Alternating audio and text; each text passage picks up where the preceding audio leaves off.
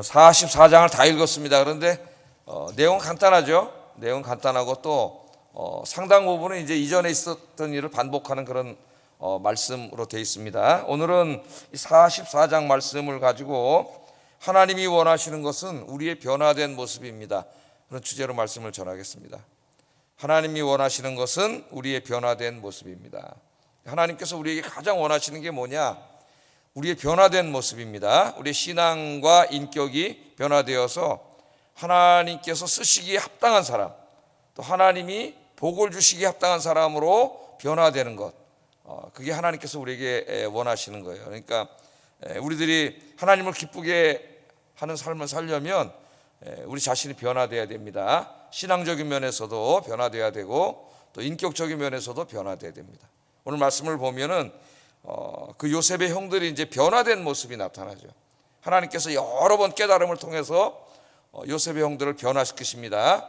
왜냐하면 이제 하나님은 요셉의 열두 형제, 그러니까 12형제로 이스라엘의 12지파를 이루시려고 하는 거죠. 그래서 큰 민족을 이루어 가지고 그 큰 민족인 이스라엘로부터 그들을 통해서 온 세계와 열방을 구원하려고 하는 것이 하나님의 구원 계획이었어요. 이제 물론 이걸 이스라엘이 실패하기 때문에 그 이스라엘 중에서 진짜 이스라엘, 참 이스라엘을 보내시죠. 그분이 누구세요? 그분이 바로 예수님이세요. 그래서 참 이스라엘인 예수님을 통해서 온 인류를 구원하시는데, 하여튼 이 12명은 하나님이 이 인류를 구원하는데 사용할 굉장히 중요한 인물들로 앞으로 일을 해야 될 사람들입니다. 그런데 그들이 하나님의 일을 하기 위해서는 변화돼야 돼요. 또 하나님의 일을 하는 사람으로 복을 받기 위해서도 변화돼야 됩니다.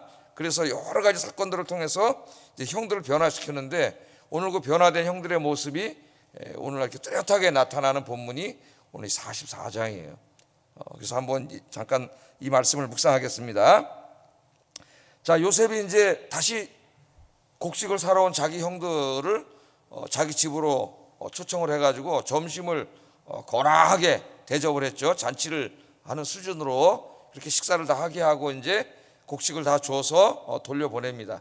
근데 오늘 말씀해 보면은 돌려보낼 때 어떻게 돌려보내냐면은 이제 막 곡식도 더 많이 주고 돈도 또 자루에다 다시 넣어서 돈도 받지 않고 다시 돌려주고, 이런 모습들이 오늘 본문에 보면은 나와요. 그런데 이제 요셉은 형들이 집으로 돌아갈 때에 그 형들의 진심을 좀 알고 싶었던 것 같아요. 이 사람들이 변했나? 이제 지난번 모습을 통해서라든지 뭐 좀 변화된 모습이 보여졌는데 정말 변했나? 이런 변화된 모습을 좀 알고 싶었던 것 같습니다. 그래서 먼저 1절에 보면은 돈을 다 집어넣어 줘요.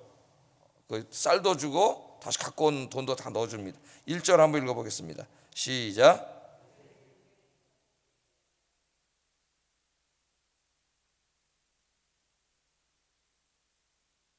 이 요셉의 이제 훌륭한 인간됨이 여기에 나타나죠. 우리가 계속 요셉이라는 사람을 살펴봤습니다. 그는 하나님에 대한 신앙심만이 아니라 인간들을 대할 때에 그 인간됨이 굉장히 훌륭한 사람이라 그랬어요. 자기 종을 대하는 태도나, 특별히 오늘 이제 자기를 이렇게 죽이려고 하고 노예로 팔아먹었던 이 형들인데 돌아갈 때 이제 다시 그걸 다 이렇게 후하게 대접을 해서 이렇게 돌려보냅니다. 그만큼 요셉은 마음이 넓고 또 사랑이 많은 그런 인격이 훌륭한 사람이었다. 그래서 요셉을 공부하면서 뭐에 대해서 배워야 된다고 제가 한번 설교를 했냐면은 요셉의 관대함, 넓은 마음, 이걸 우리가 좀 배워야 된다 그랬죠. 그래서 그리스도인들이 너무 마음이 좁으면 안 된다 그랬어요. 좀 하나님 앞에 우리 자신을 위해서 기도할 때에 내가 좀 마음이 큰 사람, 관대한 사람, 태평양 바다 같이 넓어서 모든 것들을 다 이렇게 좀 품을 수 있는 사람, 그런 사람이 되도록 우리가 늘 기도를 해야 되겠습니다. 우리 새벽에 오셔서 기도하시는 여러분, 또 집에서 설교를 들으시는 여러분들이 그런 분들이 되시기를 주의 이름으로 축복합니다.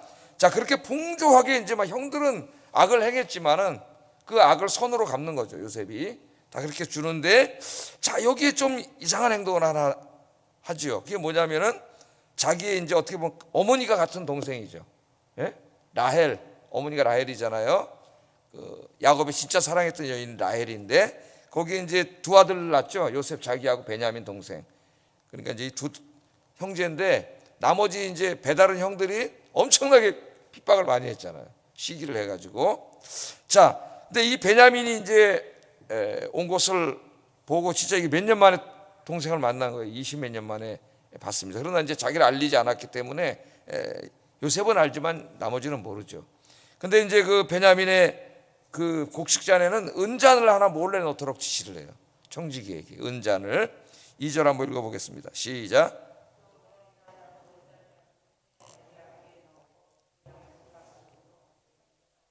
그가 요셉의 명대로 하고.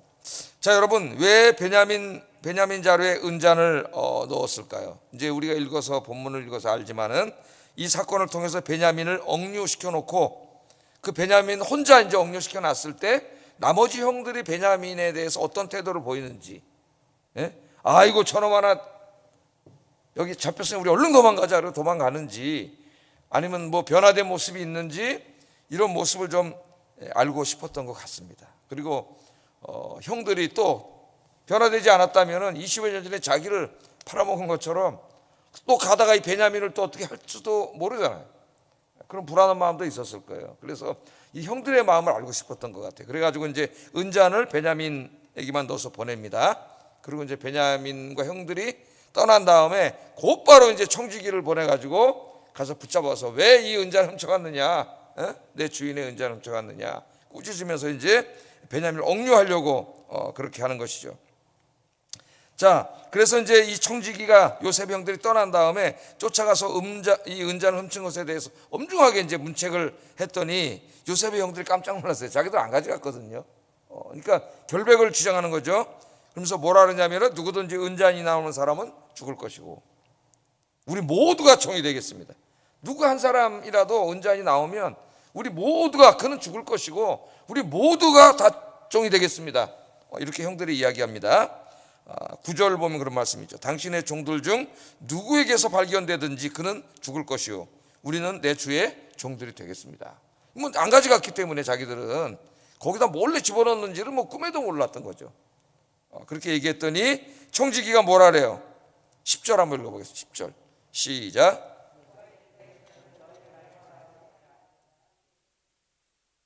그는 내게 종이 될 것이요 너희는 죄가 없으리라. 그러니까 청지기가 말해. 그걸 다 받아주지 않았습니다. 뭐라 그랬어요? 그럴 필요 없다는 거예요. 그 은잔이 발견된 그 사람만 종이 되고 나머지는 죄를 묻지 않겠다. 나머지는 보내주겠다. 그러니까 그들은 우리가 다 종이 되겠다 그랬는데 그럴 필요 없다는 거예요.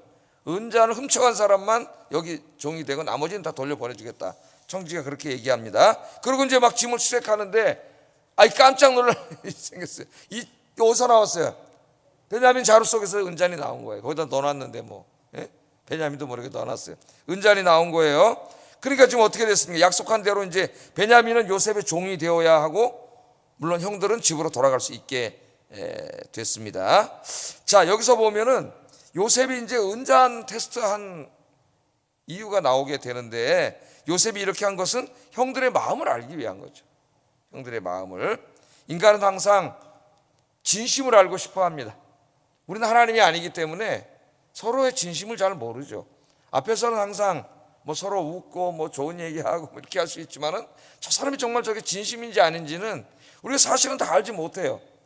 그러나 이제 오랜 경험을 통해서는 어느 정도 알 수도 있겠지만 그래도 완전히 알지는 못합니다. 그러니까 이제 때로는 의심하게 되고 그런 생각도 우리가 갖게 되죠. 자, 우리 그리스도인들이 이런 사회 속에서 살고 있는데 우리 그리스도인들은 항상 모든 사람들에게 진실한 사람이 돼야 되고 또 상대가 나를 믿을 수 있는 사람, 이렇게 믿을 만한 사람. 정말 오랫동안 경험해 보니까 그리스도인들은 정말 진실하고 틀림없는 사람이다. 뭐 테스트 해보지 않아도 정말 저분들은 믿을 만한 분들이다. 우리 그리스도인들 그렇게 되면 얼마나 하나님의 영광을 돌리겠어요. 그래서 늘 와서 기도하는 여러분들이 이렇게 모든 사람에게 항상 진실한 사람, 또 믿을 만한 사람이 되시기를 주의 이름으로 축복합니다. 그걸 하나 우리가 좀 오늘 적용하려고 하는 말씀이고, 자, 요셉의 형들이 이제 어떻게 됐느냐? 요셉이 아마 이제 긴장된 마음으로 지켜보고 있었을 거예요. 다 그렇게 했는데 요셉의 형들이 오늘 모습을 보면 옛날의 형들이 아니었어요. 왔다 갔다 하면서 여러 번 깨닫기도 하고 그러면서 이 사람들이 변화된 모습을 보여줍니다. 자, 13절 말씀 한번 읽어보겠습니다. 시작. 예, 누구만 가면 되죠? 자기들은 그냥 자기들도 죽을 뻔했잖아요. 아이고 무서워라 그냥 곡식 갖고 가고, 베냐민은 뭐 은잔이 나온 걸 어떡합니까? 예? 베냐민 남겨놓고 가면 되는데, 오늘 말씀해 보면 그러지 않고 그들이 다 옷을 찢고 각기 짐을 나귀에 싣고 다시 요셉이 있는 성으로 돌아왔다 그랬어요. 돌아왔다 그렇게 얘기하고 있습니다. 옛날에 형들 같으면은 그냥 갔을 거예요. 그죠? 그 두 놈은 안 그래도 꼴도 보기 싫은데, 요셉하고 베냐민, 요셉은 그렇게 해서 팔아먹었는데, 옛날에 형들의 모습 그대로였다면은 저거 뭐 지가 은잔 훔쳐가지고 붙잡힌 걸 뭘 어떡하겠어요. 자기들이 한 것도 아닌데. 옛날엔 자기들이 한 것도 속였는데, 예? 그냥 옛날에 형들 같으면 놓고 갔겠죠. 그런데 오늘 본문에 보면은 이미 여러 번에 걸쳐서 하나님의 깨달음을 받았던 이 형들이 변해 있습니다. 요셉이 끌려가자 나머지 형들이 옷을 찢으며 울었다는 게 이들에게서는 옛날에 볼 수 없었던 모습이죠. 예. 옷을 찢으면서 울었고 모두가 집으로 돌아가는 것을 포기하고 베냐민과 함께 다시 요셉이 있는 성으로 돌아갑니다. 그 사람이 잘 변하지 않는다 그랬죠. 예? 그래서 이 사회를 변화시키는 가장 빠른 방법은 어린애들에게 성경을 가르치는 거라 그랬어요. 이게 제 말이 아니고 그 유명한, 이제는 고인이 되셨지만 존 스토트 목사님의 말씀이에요. 막 개혁을 외치고 막 이 사회를 변화시키고 교회를 변화시킨다 그러는데, 그런 구호 뭐 거창한 운동 이런 게 아니라 정말 그걸 원한다면 제일 빨리 변하는 길은 어린아이들에게 성경을 가르치는 거라 그랬어요. 그럼 아이들이 성경을 배우고 자라서 이렇게 변화되는 거지, 정말 다 어른이 된 사람이 변화되는 거는 너무나 쉽지가 않아요. 잘 변화되지 않아요. 그런데 오늘 형들의 모습이 변화된 모습으로 나타나고 있습니다. 변화된 태도를 보이는 거죠. 형들은 베냐민을 남겨둔 채 떠나지 않고 다 돌아왔어요. 다 돌아와가지고 우리 모두가 종이 되겠다고 그렇게 이제 베냐민을 살리려고 하는 형들의 모습이 보여집니다. 자, 형들은 더 이상 베냐민을 시기하거나 미워하지 않았어요. 옛날 같으면 원망했겠죠. 이놈의 시키 말이야, 이거 언제 훔쳤어 막 그러면서 너 때문에 다 죽게 생겼잖아. 이게 보통 우리가 하는 거잖아요. 희생양을 찾는다 그랬죠. 그랬을 텐데 아무도 원망하지도 않았어요. 오늘 말씀해 보면 베냐민을 내버려 두고 자기들끼리 돌아가지도 않았습니다. 그들은 베냐민의 형으로서, 한 가족으로서 행동을 했어요. 이제까지 그런 게 없었는데 그렇게 행동을 했습니다. 그래서 유다는 요셉에게 이 잔이 발견된 자만이 아니라 우리 모두가 종이 되겠습니다. 그렇게 얘기를 합니다. 16절 보면은, 16절 여러분 여기 간단한 것만 써왔는데 성경을 보시고 한번 다 읽어보세요. 16절 시작.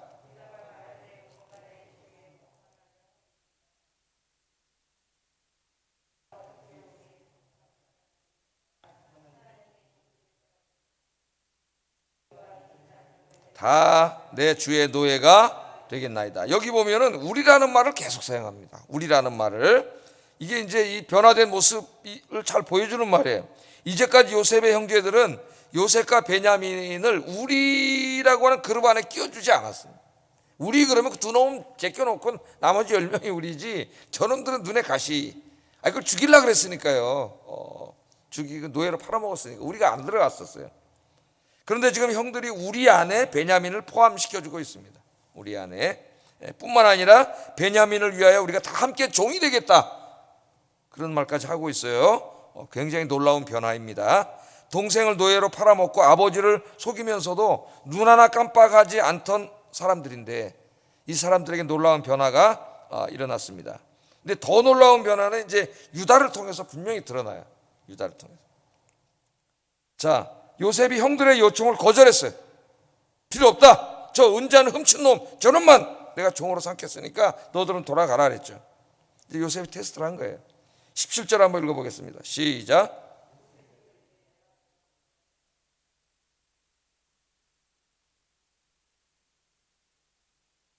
도로 올라갈 것이니라. 필요 없다는 거예요. 너희들만 가고 저 베냐민 쟤만, 저 도둑놈만 내가 잡아서 노예로 삼겠으니까 너희들은 가라. 그렇게 얘기를 하는 거예요. 이제 큰일 났습니다. 예? 베냐민 못 데려가잖아요. 그랬더니 여기 이제 목숨을 걸고 유다가 나서서 애굽의 총리인 요셉과 이제 이야기를 합니다. 왜 자신들이 베냐민을 두고 돌아갈 수 없는가에 대해서 긴 이야기를 해요. 오늘 성경 대부분이 이야기죠. 다 이야기예요. 자기가 이제 왜 이 아이를 꼭 데리고 가야 되느냐, 긴 이야기를 하는데 그 핵심적인 이유는 아버지야. 연로하신 아버지. 아버지 이야기를 합니다. 아버지. 자, 유다는 18절에 보면 정중하게 한 말씀 해도 되겠느냐고 허락을 구한 다음에 자기 연로하신 아버지에 대해서 이야기를 하기 시작합니다. 이전에 동생 하나를 잃어버렸을 때 슬피 우시던 자기 아버지 이야기를 해요. 베냐민을 데려가지 못할 경우에는 이 연로하신 아버지가 슬픔 가운데 죽을 거다. 그렇게 얘기하면서 자기들이 곡식 사러 올 때 아버지가 자기에게 부탁했던 말을 그대로 들려줍니다. 그게 27절 29절 한번 읽어보겠습니다. 시작. 내 아내가 내게 두 아들을 낳았으나 하나는 내게서 나갔으므로 내가 말하기를 틀림없이 찢겨 죽었다 하고 내가 지금까지 그를 보지 못하거늘 너희가 이 아이도 내게서 데려가려 하니 만일 재해가 그 몸에 미치면 나의 흰머리를 슬퍼하며 수월로 내려가게 하리라 하니. 자기 아버지가 이제 한 말이죠. 떠날 때 만일 얘를 못 데리고 오면은 나는 그냥 이 슬퍼하면서 죽을 것이다. 그런 얘기입니다. 핵심적인 것은. 왜냐하면 이전에도 내 아들 하나를 그렇게 잃어버렸는데 그 얘기를 할 때 요셉이 자기라는 걸 아는 거죠. 예? 마음이 얼마나 안타까웠겠어요. 아버지가 자기 죽은 줄 알아. 22년 동안 이렇게 훌륭하게 커 있는데, 그러면서 얘도 못 데려온다면, 다시 못 데려오면 내가 슬픈 가운데 죽을 거라고 하는 아버지의 말을 그대로 전달을 합니다. 유다는 자신들은 아버지를 슬픔 가운데 죽게 하는 그런 불효를 범할 수 없다 그랬어요. 그럼 어떻게 할 것인가? 한 명만 남으라 그러는데 다 필요 없다는데 은자 넘쳐간 요 한 놈만 남으라 그러니까 허락을 해주지 않는 거죠. 그랬더니 유다가 33절에 이제 이 놀라운 얘기를 해요. 한번 읽어보겠습니다. 시작. 머물러 있어 내 주의 종이 되게 하시고 그 아이는 그의 형제들과 함께 올려 보내소서. 아멘. 자, 은자를 훔친 거는 베냐민이지만은 베냐민을 데려가지 않으면 자기 늙으신 아버지가 슬퍼하며 죽기 때문에 그럴 수는 없다는 거예요. 자기가 그런 큰 불효를 행하는 일이 되기 때문에 차라리 내가 대신 여기에 붙잡혀서 종이 되겠습니다. 종리님의. 그러니까 저 아이는 돌려보내 주세요. 저 아이가 가지 않으면 우리 늙으신 아버지가 죽습니다. 그런 얘기를 합니다. 자기가 대신 붙잡혀 있겠다는 거예요. 이제 45장에 보면은 내일 공부할 말씀이지만은 요셉이 이 유다의 말을 듣고 이 청을 억제하지 못하고 대성통곡하면서 울면서 이제 자기가 누구인가를 밝히는 내용이 이제 내일 나오게 되는데요. 요셉은 형들이 아버지와 동생 베냐민을 진심으로 생각하는 것을 처음으로 본 거죠. 처음으로. 항상 자라면서 자기들을 왕따시켰는데 형들이 10명의 형들이 눈에 가시려 여기고 막 때리고 막 그랬겠죠. 미워하고. 그런데 자기들을 항상 우리라고 오늘 이렇게 이야기를 하고 그 미워하던 동생의 형으로서 동생을 돌려보내고 내가 대신 노예로 붙잡히겠습니다. 이런 말을 하고 깜짝 놀란 거예요. 요셉의 가정은 배다른 형제들끼리 늘 시기하고 질투하는 그런 관계였습니다. 아버지 야곱의 리더십 부재로 아버지와 아들들 간에 늘 갈등이 있었습니다. 장자 루벤은 아버지의 첩을 통과하기까지 했습니다. 동생을 노예로 팔아먹어 아버지를 속였어요. 그런데 지금 그 장본인인 형들이 아버지와 동생을 위해서 자기를 희생할 수 있는 사람으로 변했다는 거예요. 그 동생을 살리기 위해서 10명이 다 죽을 각오로 다시 돌아왔다는 거예요. 유다는 더더군다나 자기가 대신 노예로 붙잡혀 있겠으니까 동생을 돌려보내달라고 그렇게 얘기하는 것이죠. 자, 누가 이들을 이렇게 변화시켰을까요? 누가? 유다가 그 입으로 얘기를 해요. 아까 16절 읽었었는데 누가 변화시켰는지 다시 한번 읽어보겠습니다. 16절 시작.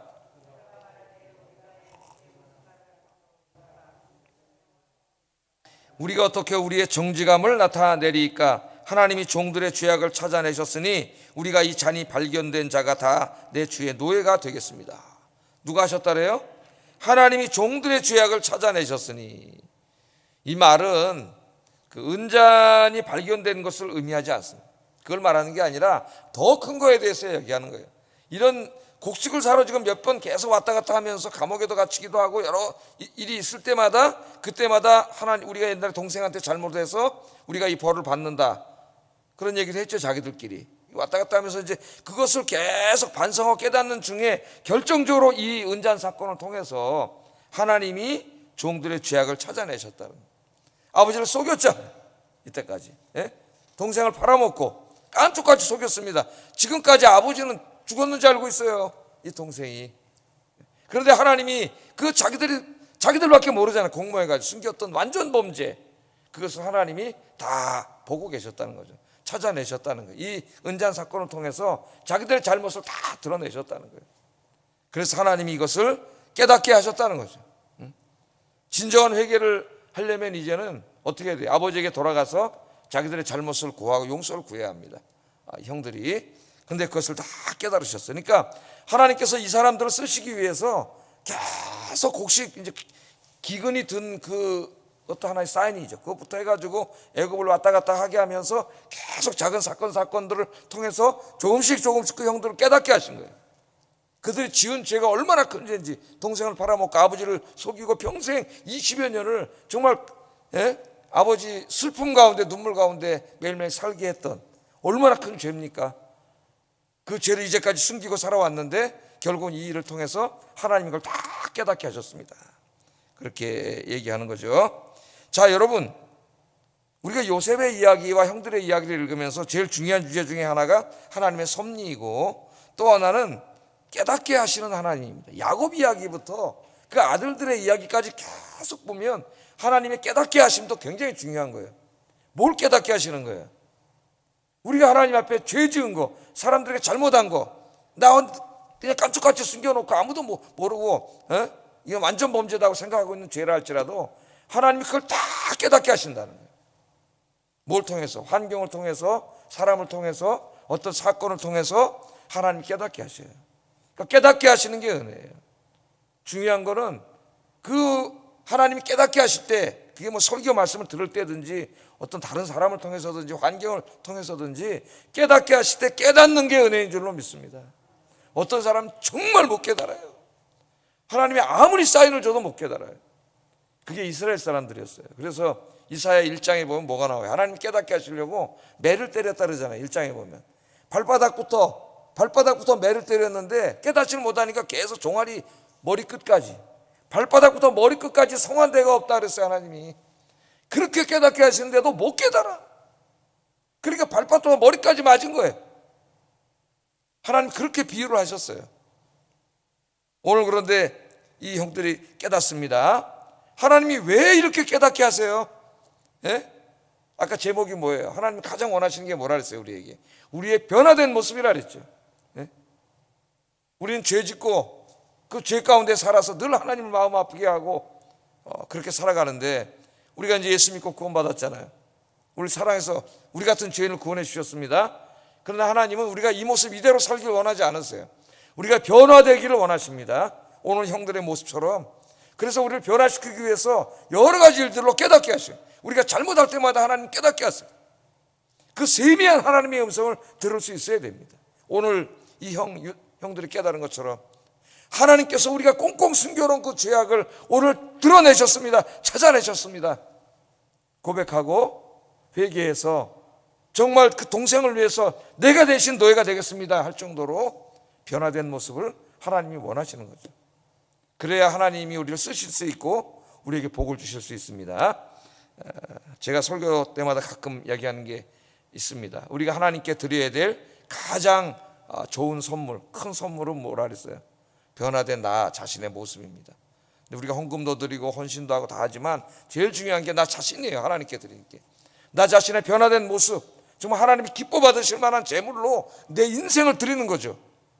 그런데 우리가 하나님 앞에 섰을 때의 그 모습은 곧 죽기 전에 그 모습이 아닙니다. 여러분, 하나님 앞에 우리가 섰을 때의 모습은 내가 태어나서 죽을 때까지 나의 전체 삶의 모습이에요. 그게 전체로 나예요. 제가 지금 60이 이제 됐는데 지금의 요 60을 살고 있는 요것만 나 모습이 아니죠. 차창모라고 하는 사람은 1살 때 태어나서부터 지금 60까지 이 전체가 나에게 다 있는 거예요. 모습이 하나님 앞에. 지금부터 주님 앞에 갈 때까지 여러분 늘 깨달으시고 변화되어서 하나님이 쓰시기에 합당한 사람, 하나님의 복을 받기에도 합당한 사람, 하나님이 보실 때 늘 기뻐하시고 행복해 하실 수 있는 정말 하나님을 기쁘게 하는 여러분들 되시기를 주의 이름으로 축복합니다. 기도하겠습니다. 자, 말씀을 생각하면서 기도하겠습니다. 첫째는 진실한 사람, 믿을 수 있는 사람이 되게 해주세요. 누가 나를 테스트해 보지 않아도 늘 하나님과 사람 앞에 진실한 사람, 믿을 수 있는 사람이 되게 해주세요. 그리고 두 번째는 신앙과 인격이 변화되어 하나님의 복을 받고 하나님께 쓰임받는 사람이 되게 해주세요. 우리 같이 기도하겠습니다.